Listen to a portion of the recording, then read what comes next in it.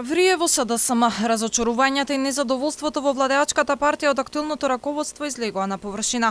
Пратеникот Мартин Костовски со очајнички статус го повика членството на обединување и помирување. Социјалдемократи, другари и другарки, или ќе се држиме сите заедно еден до друг, или ќе потонеме сите еден покрај друг. Време за помирување и обединување. Бура од коментари и реакции од незадоволни членови и симпатизери на партијата под ваквата објава. Во опозиција бевме обединети, потоа не раздели фотелијата.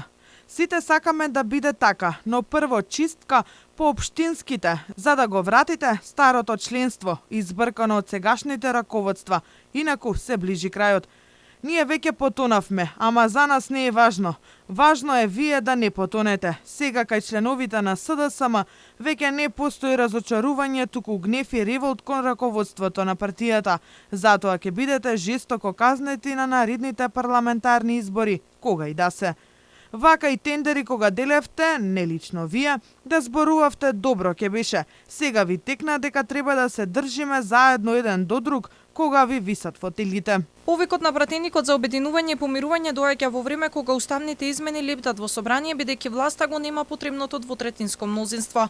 И двајца пратеници од коалицијата предводена од СДСМ не дадоа поддршка за отворање на највисокиот правен акт со цел внесување на бугарите во истиот. Во меѓувреме, во политичките и новинарските кулуари се погласни се шпекулациите дека освен пратениците Диме Велковски од СДСМ и Илија Николовски од партијата на пензионерите, има и други кои нема да дадат поддршка за уставните измени при финалното гласање. Председателот на СДСМ и премиер Ковачевски се обидува да ги релативизира случувањата во партијата и коалицијата, за кои директно посочи пратеникот Костовски. Имаше еден статус дека треба да бидеме обединети за да заедно победиме. Ја мислам дека тоа е одличен статус.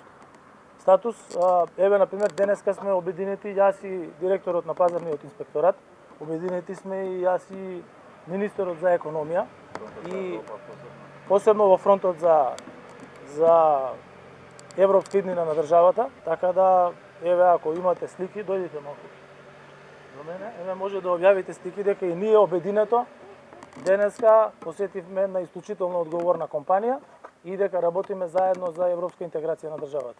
Извори од СДСМ пак во јавноста брифираат дека во моментов таму има дури 5 неформални фракции кои ги водат Димитар Ковачевски, Оливер Спасовски, Миле Зечевич, Радмила Шекеринска и екс-премиерот Зоран Заев.